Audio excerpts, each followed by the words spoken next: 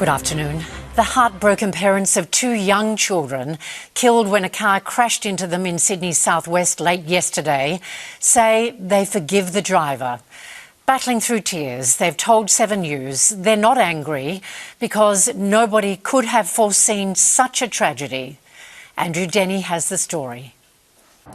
Well, it's hard to fathom the pain this mother and father are going through at the moment after losing their two little children in a shocking car crash as they walked home from school yesterday. Sokram was pushing her 1-year-old son Harry in a stroller and walking with her 5-year-old daughter Katherine when they were hit by a car while crossing the road just a few hundred metres from home. I stopped, I see the car come and I stopped already and I see car stop too. That's why I look, he stop, and what here is busy. I think he can't go, you know. Let her go through. Yeah, that's why I go, and he come too. Horrifically, the two little children were pinned under the vehicle. Witnesses rushed to help, lifting the car onto its side to get to them, but the brother and sister later died from their injuries. Katherine had only started kindergarten this year at the nearby Cabramatta West Public School, her mother proudly sharing photos and videos of her achievements there. Her brother Harry all smiles at his first birthday in April. My heart will break. Empty now. It's gone. Everything is gone. I want my kid come back. Now, as for the cause of this horror crash, that is still under investigation. A 56-year-old man driving that car underwent mandatory testing last night but has been released without charge. Incredibly, the parents of the children who have died this morning have already said they forgive him for what's happened. I forgive. Nothing can change, you know. I'm not angry to the driver, you know, but he doesn't want to do that too, you know. Now, crash investigators are today working to get to the bottom of exactly what happened in the lead-up to this crash, but certainly for this family and this community, life will never be the same. Thanks very much, Andrew. The federal government has caved into pressure in the wake of its controversial budget changes, announcing bigger tax breaks to small businesses. Live to our political reporter, Jasmine Turlings. Now, the government has made a surprising policy backflip today, Jazz. Yes, good afternoon. And the government says 2.7 million businesses will be eligible under this expanded concession by effectively redefining what a small business is. The current 50% deduction on active assets will be extended to those with turnovers from 2 million up to 10 million, while testamentary trusts, which are used for estate planning, will now be exempt from the CGT changes too. That's avoiding accusations of a supposed death tax. The PM also flagged the government will introduce new tax concessions for startups as well. The Treasurer says the legislation will be amended before the Senate to reflect the changes just announced today. It still needs the support of the Greens, though, to pass the upper house, who still haven't indicated their position.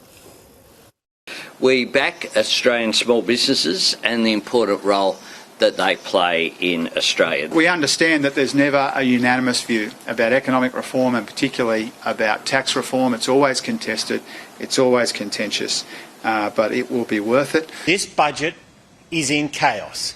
It is in tatters because the government simply got it wrong from the start.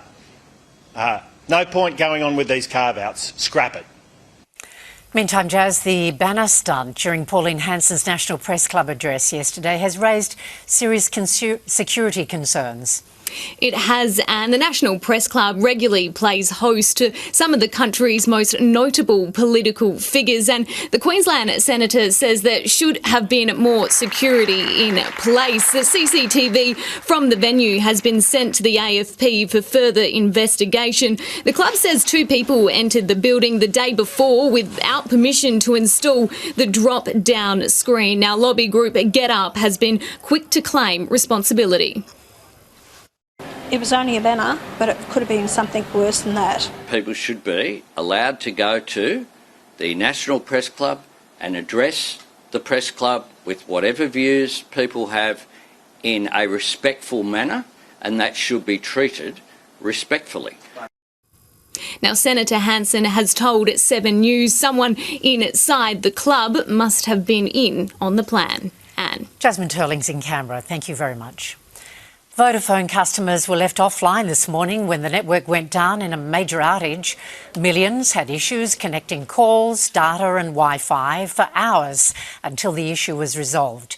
Vodafone says the outage did not affect access to 000 as emergency calls can connect through other providers. The presidents of the United States and Iran have officially signed the hard copy of a peace deal that it's hoped will bring an end to the war in the Middle East. Live to Isabel Mullen in Lucerne. Isabel, the timing of this event came as a surprise.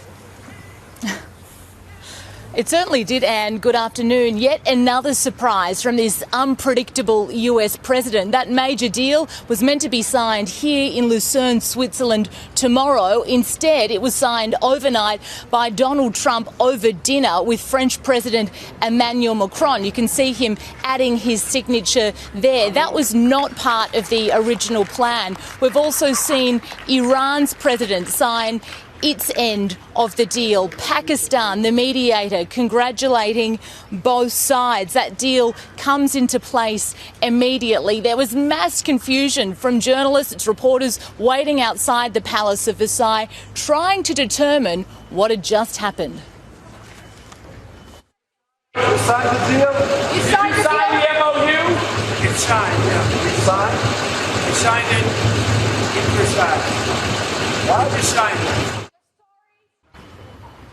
So Iran and the United States now have 60 days to finalise that nuclear agreement. We know that Hezbollah and Israel, they were major players in this conflict. They weren't part of drafting this agreement. So how they react will really determine what happens next. Anne.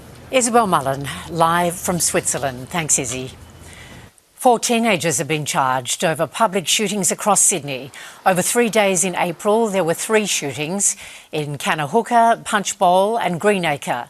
Bullets were fired into homes, but no one was injured. Detectives have arrested 4 boys in Sydney southwest, aged 16, 17, 18 and 19 years old. All have been refused bail. Police are still hunting their getaway driver.